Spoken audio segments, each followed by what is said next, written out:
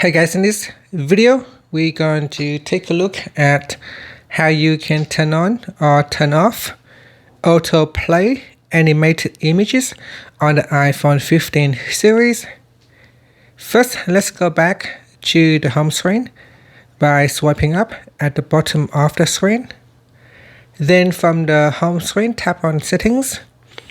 Next, in the settings page, we then scroll down and tap on accessibility. Then tap on motions. And then we go down and tap on autoplay animated images. Tap on the toggle button to switch it off or turn on autoplay.